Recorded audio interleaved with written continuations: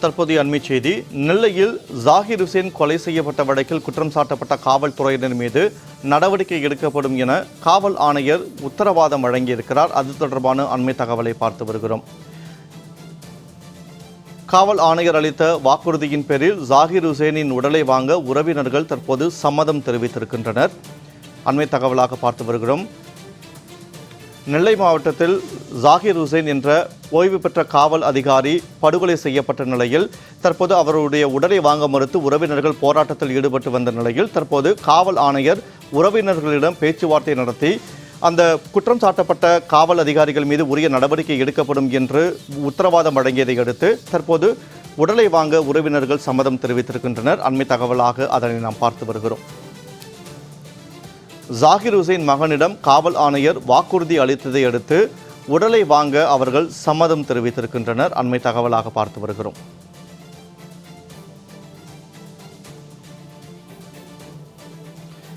நெல்லையில் ஜாகிர் ஹுசேன் கொலை வழக்கில் குற்றம் சாட்டப்பட்ட காவல்துறையினர் மீது உரிய நடவடிக்கை எடுக்கப்படும் என காவல் ஆணையர் உத்தரவாதம் வழங்கியதை அடுத்து தற்போது ஜாகிர் ஹுசேனின் உடலை வாங்க அவரது உறவினர்கள் தற்போது சம்மதம் தெரிவித்திருக்கின்றனர்.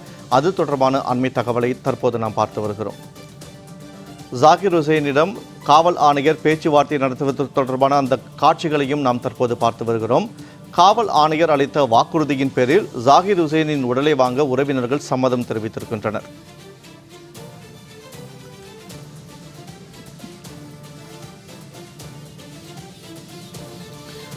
கூடுதல் விவரங்களோடு செய்தியாளர் செல்வராஜ் இணைப்பில் இருக்கிறார்.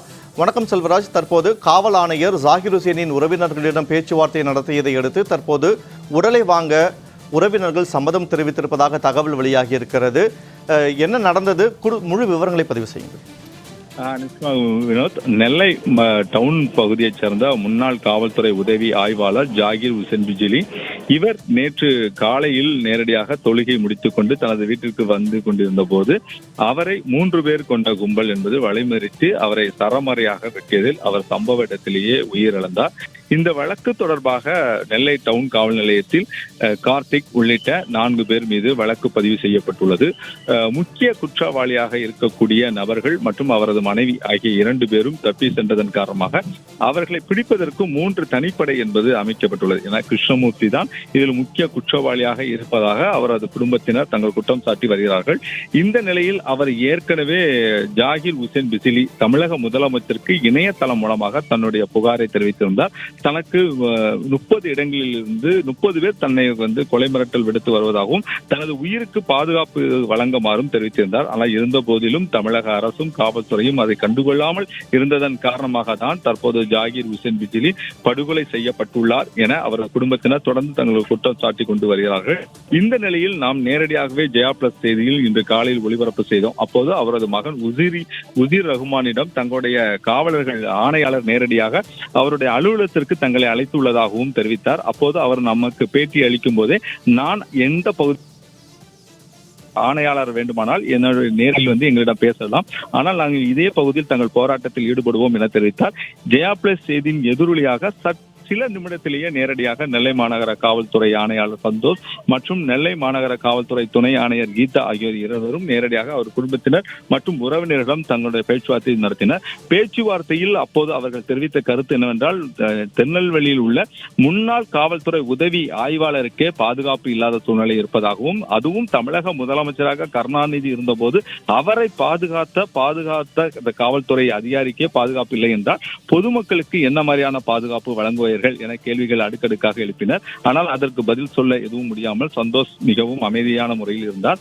இதைத் தொடர்ந்து அவர்கள் நேரடியாக 2 கோரிக்கைகளை முதலில் முன்வைத்தார்கள். நம்மிடம் ஏற்கனவே தெரிவித்தது போலவே அந்த காவல்துறை உதவி ஆணையர் செந்தில்குமார் மற்றும் நெல்லை டவுன் காவல் ஆய்வாளர் கோபாலகிருஷ்ணன் ஆகிய இருவரும் உடனடியாக பணியிடை நீக்கம் செய்யப்பட வேண்டும் என தெரிவித்தார்கள்.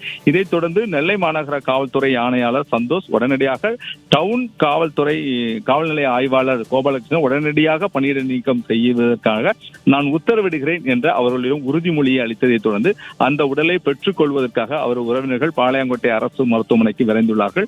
இன்று பிற்பகல் சரியாக 1 மணி அளவில் அந்த உடல் என்பது வாங்கப்பட்டு அங்கிருந்து நேரடியாக ஊர்வலமாக அவரது டவுன் பகுதியான அவர் வீட்டுக்கு கொண்டு வரப்படுகிறது.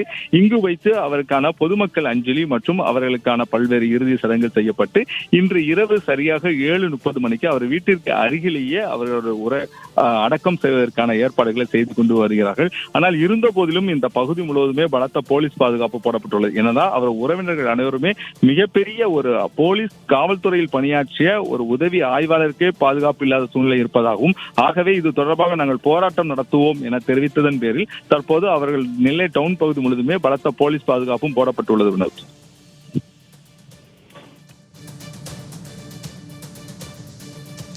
நெல்லையில் படுகொலை செய்யப்பட்ட ஜாகிர் ஹுசேனின் கொலையில் தொடர்புடையவர்கள் மீது உரிய நடவடிக்கை எடுக்கப்படும் என காவல் ஆணையர் உத்தரவாதம் வழங்கியதை அடுத்து தற்போது அவரது உடலை வாங்க உறவினர்கள் சம்மதம் தெரிவித்திருக்கின்றனர். இது குறித்தான கூடுதல் தகவல்களை வழங்கியமைக்கு நன்றி செல்வராஜ்.